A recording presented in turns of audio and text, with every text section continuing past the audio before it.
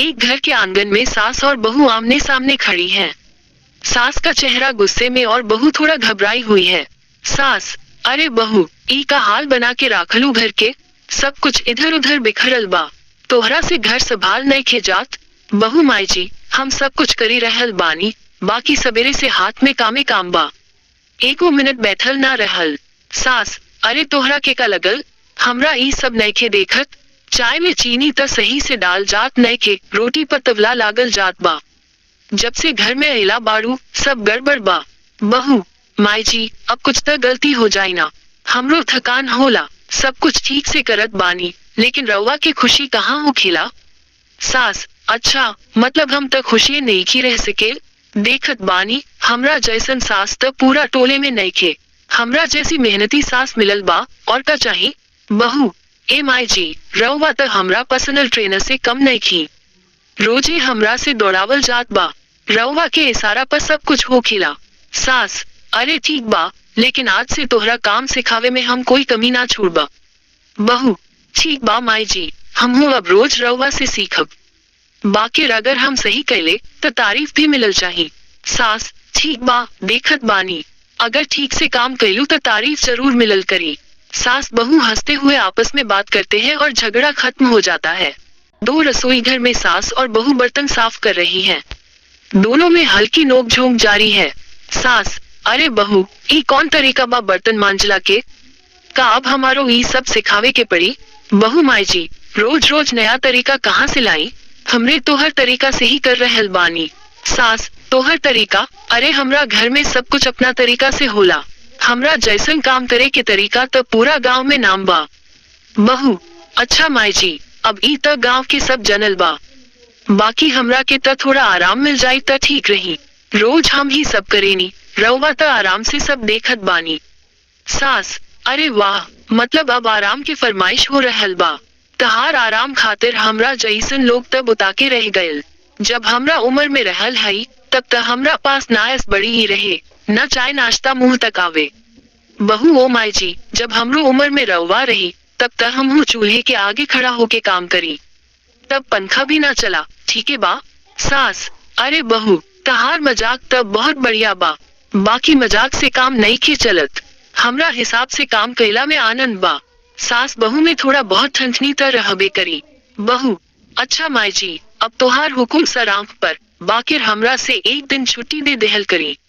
सास, ठीक बा, लेकिन ये छुट्टी पर तेहरा से पूरा घर के हिसाब लेम, देखी त कैसन ठेकेदारी करेनी। बहू, अरे माई जी, हम त बस तोहार गोड़ दबावत रही, रोज हमरा के अपना हिसाब से नचावे नी। दोनों हंस पड़ती है और काम करते हुए नोक झोंक के साथ घर संभालती हैं। दोपहर का समय है। सास अपने कमरे में आराम कर रही है और बहू किचन में खाना बना रही है। इतने में सास को खाने की खुशबू आती है और वो किचन की ओर जाती है। सास, अरे बहू, ई कौन बात बा, खाना की खुशबू तब बढ़िया लागत बा, लेकिन मसाला डाले में तोहरे समझ में कुछ आवला की नहीं खे। बहू, माई जी, हमरा हिसाब से तब मसाला एकदम सही बा, रउआ के ना पसंद आवे तो हम कम कर देनी। सास, अरे हमरा में त स्वादे स्वाद बा ना, सब कुछ का अपना मर्जी से करबू, पहले हमरा के पूछे ना चाहत रहलू कि कितना मसाला चाहिए। बहू, माई जी, जब हम पूछी तब रउआ कहेनी कि सब कुछ हमके आ गयल बा, अब पूछे त नाराज हो खेली, नहीं की पूछता त नाराज हो खेली, हम का करी। सास, अरे तोहारी चालाकी से हम ना फंस पे करी, हमरा उम्र में जब हम ऐनी त हमरा से भी सब पूछे वाला लोग रहे, बाकी हम तो उहे कर लू जे सबके खुश रखे। बहू, अच्छा माई जी, रउआ खुश राखे के तरीका सिखा दही त हमहू सबके खुश रखे, बाकी रोज रोज ये सब सिखाई में तो बहुत मुश्किल हो जात बा। सास, देख बहू, हम सिखावे के कोशिश करतानी, बाकी तोहरा में सीखे के धैर्य नहीं खे, थोड़ा बहुत हमार तरीका अपना ल, सब आसान हो जाई। बहू, ठीक बा माई जी, आज से रउवे के तरीका से सब कुछ हुई, बाकी अगर गलती हो गयल तो गलती भी रउवे के मानी। सास, अरे गलती की जिम्मा हमार, हंसते हुए, ठीक बा, आज तक हम तहार ही नहीं खे मानब, लेकिन देखत बानी एक दिन तेहरा हमरे जैसन बन जईबू। बहू, ए माई जी, रउवा जैसन बने में 10 साल लग जाई, बाकी कोशिश तो जरूर करब। दोनों एक दूसरे को हंसते हुए गले लगा लेती है और खाना बनाते हुए मजाक करते रहती हैं। आज शाम का समय है। सास और बहू बैठकर कपड़े तय कर रही हैं। सास बार बार बहू के तरीके पर टोक रही है। सास, अरे बहू, ई का तरीका बा कपड़ा तय करे के, देख कैसे सब कुछ उल्टा पुल्टा बाना रहल बा। बहू मन ही मन बुदाते हुए, माई जी कपड़ा त कपड़ा बा, तय चाहे जैसन करी, आखिर पहरे में ही आवे वाला बाना। सास, अरे ई का बड़बड़ा रहल बाड़ू, कपड़ा तय करे के भी एक सलीका होला, हमरा जैसन करी तबे ना अलमारी में सब बढ़िया से आई। बहू, माई जी अब अलमारी में कपड़ा सलीके से राखी, बाकिर हर बार रोवे के पसंद के हिसाब से करी त समय कैसे मिली। सास, समय की चिंता नहीं खे करे के, समय त काम के हिसाब से निकाले के पड़ी। हमरा उम्र में त हम सगरी काम खुदे कर लेत रही, अब तो हर पीढ़ी के देख के त सब कुछ बदल गईल बा। बहू, ठीक बा माई जी, ई पीढ़ी के भी कम झंझट नहीं खे, रउआ त हमके हर चीज सिखावे में लागत बानी।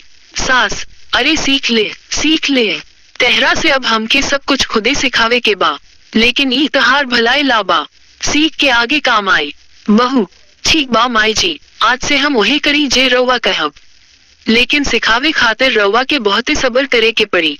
सास, सबर हमरे पास बा, चिंता मत कर, बाकी री त ध्यान में राख कि तोहरा सास होके के भी एक तरीका होला। बहू, ठीक बा माई जी, अब हम तो बस रउवे तरीका सीखे में लागब, एक दिन हम हूँ रउआ जैसन सास बनब। दोनों हंसते हुए कपड़े तय करने लगती है और मजाक मजाक में कपड़े की अलमारी व्यवस्थित कर देती हैं। सुबह का समय है। बहू झाड़ू पोंछा कर रही है और सास एक तरफ खड़ी होकर उसे देख रही है। सास थोड़ी थोड़ी देर में बहू को टोक रही है। सास, अरे बहू, ई झाड़ू कौन तरीका से लगा रहल बाड़ू, कोना में धूल पड़ल बा और तू झाड़ू आगे बढ़ा देत बाड़ू। बहू, माई जी अब हम का काम पर ध्यान दी, झाड़ू, बर्तन, खाना, कपड़ा सब अकेले करे के होला, एगो काम पर त रउवे पूरा भाषण देवे लगनी। सास, अरे जब ससुराल में आयल बाड़ू त ई सब त करे के पड़ी, हमरा से त सारा टोला कहेला कि हमरा से बढ़िया बहू के ट्रेनिंग देवे वाला सास ना बा। बहू, माई जी रउवा के ट्रेनिंग त हम मान लेनी, बाकी रउवा के नाराजगी कबो खत्म नहीं खे होत। सास, तोहरे से सब कुछ बढ़िया से हुई तबे त हमरा नाराजगी खत्म हुई, पहले साफ साफ काम कर, फिर त हमके भी आराम मिले। बहू, ठीक बा माई जी, आज से हम रउवे जैसा बन जाए, लेकिन अगर गलती हुई तो रउवा के डांट झेल मुश्किल बा। सास, डांटे से मत डर बहू, ई सिखावे वाला डांट बा, एक दिन त ई सब तहरे काम अबे करी। अरे हमरा देख, जब हम तोहरे उम्र में रहल रहनी तो पूरा घर हमरे बल पे चले। बहू, रउवा बात त सही बा माई जी, लेकिन हम त छोट छोट गलती में घबराए जाई, सब कुछ सीखे के कोशिश त कर रहल बानी। सास, चल ठीक बा, धीरे धीरे तेहरा सब कुछ आ जाई, लेकिन ये ध्यान में राख कि काम के कोई छोट छोट बहाना ना होके के चाहिए। बहू, माई जी हमरा त हर दिन नई सीखे के मिलत बा, धीरे धीरे सब कुछ सीख ले, लेकिन अगर हमरा मेहनत पर थोड़ा तारीफ मिल जाए तो मनो बढ़िया हुई। सास, तारीफ के भी समय आए, लेकिन वो दिन जब काम एकदम परफेक्ट हुई। दोनों हंसते हुए झाड़ू पोंछा पूरा कर देती हैं और अपने अपने काम में लग जाती हैं। रात का खाना हो चुका है। सास और बहू बरामदे में बैठकर बातें कर रही हैं। बहू थकी हुई है, लेकिन सास की बातें खत्म होने का नाम नहीं ले रही। सास, अरे बहू, ई सब खाना बढ़िया बनावल, लेकिन आज सब्जी में नमक कुछ कम रहल, अब ई हम त कहिए देव, बाकी मेहमान अहे त का कहिए। बहू, माई जी हर चीज त हम पूरा ध्यान से बनावेनी, अब थोड़ा बहुत ऊपर नीचे हो जाए त गलती मान के माफ कर देहल करी, रोज त परफेक्ट नइखे हो सकत।